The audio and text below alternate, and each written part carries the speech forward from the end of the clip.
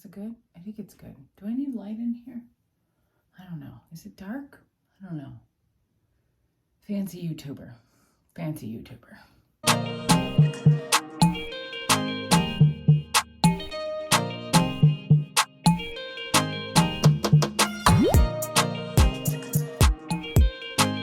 Good morning. Welcome to my kitchen. This is Saturday Kitchen Convos, where we talk about what I want to talk about. Sometimes it's messy, sometimes it's fun, sometimes it's funny, and sometimes I cry. How are you guys doing? It is Saturday. I do want to apologize. I'm a week behind with my nutrition update, with my fitness update, with my weight loss. Should I take this out? Is this cute? No, this may be a little too much. All right, sorry. I just got back in from my Saturday morning walk.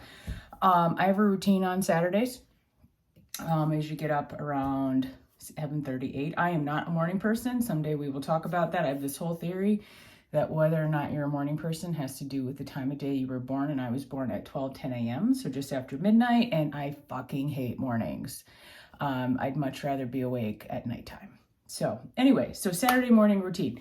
So I get up usually like 7:38 in the morning on Saturdays. I have not been training on Saturdays lately because our programming during the week has had a really nice flow the last few weeks.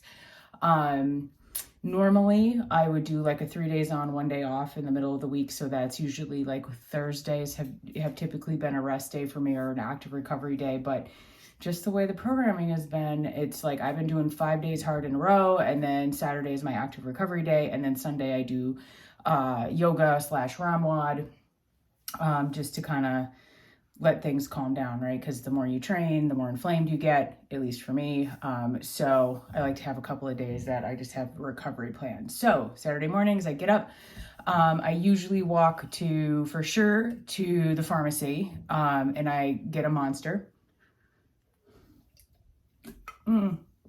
If you guys did not see, Monster has been a sponsor of the CrossFit Games, and they have now signed a number of high-level athletes. So maybe they'll sign me, this relatively reasonably good scaled athlete from Wisconsin who can't do double unders. Maybe not. Anyway, so my routine, I was a kitty. He was like, you guys know the routine. As soon as I start talking, he wants to go and play in Narnia. So I get up, I usually walk to the pharmacy, I grab a Monster. Sometimes I stop at the pet store if Kitty needs food. He does not today, though. His Chewy order, I did check while I was over there to make sure that his Chewy order was on a truck for delivery, because we've been having some issues where Chewy orders ship and then they get to the airport here at the FedEx location at the airport, and then they sit there for a few days before they actually get on a truck and come up to my neighborhood. So today does not look like that's happening.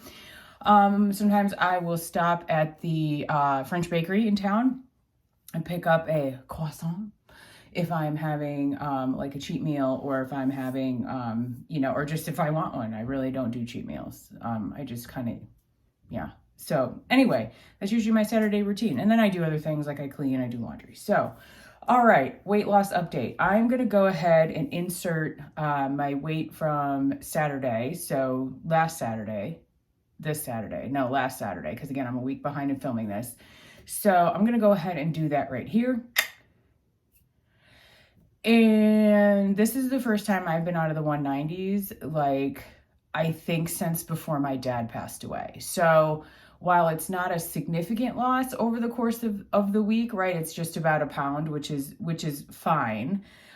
Because of the way that I train and how I eat, right? So obviously staying in that deficit sometimes can be a little bit more challenging with that high intensity and high volume, but I've been sticking to my plan in that like 1,400 calorie range, right? It's about that, right? My points or whatever with the zone diet, been sticking to that. Right on cue. And that's been going very well. I don't feel hungry. Which is the worst part of like trying to cut, right? Is that you're just so hungry that you can't function. And I'm not experiencing that, which is really really good. Yeah, so I think we'll probably keep things where they are right now. It just kind of depends on how things play out tomorrow. Today, like I said, it's more of an active recovery day. I definitely feel very inflamed. I feel very heavy today.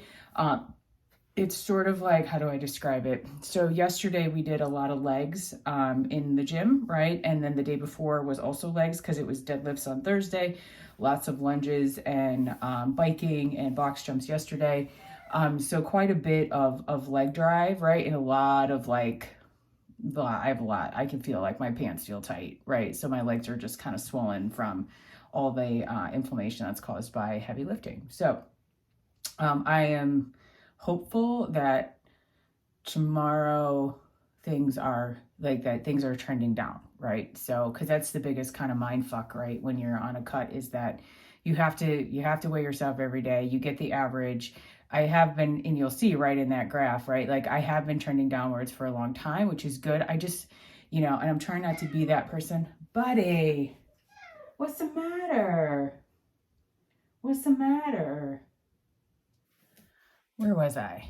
Oh yeah. So I'm trying not to get discouraged because sometimes slow is fast, right? And I don't have that much further to go, right? I keep reminding myself, like, it's only like 13 pounds now or whatever it is, and it's just whatever. Like, I'm just trying to like keep that in perspective and that it's going to happen, and like it'll be fine. So what has my diet looked like? So really for the last 2 weeks, it's been a lot of this and a lot of this. So mostly vegetables, egg whites, ground turkey, more vegetables. I have added back in some starchy carbs, and that has helped my training tremendously. Although you don't get the volume, right, when you start to add in rice or sweet potatoes, or anything starchy, you give up a little bit of the volume to help fill you up when you do that, because they are more calorically dense than veggies and, carbs and all this stuff, and carbs are not the enemy. I love carbs. I eat them all the time. I eat like 160 grams of carbs a day, like mostly in the form of vegetables, but I have added in some starchy carbs, some rice, toward around my training. So right before I train and then right after I train.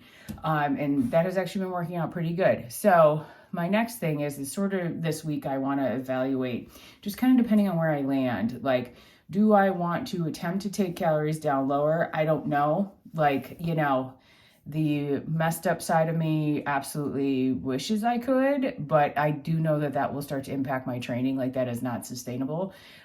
So I'm trying to retain as much muscle mass as I have, which is, I mean, again, if you believe the in-body is not very much, right? But we all know it's a lie.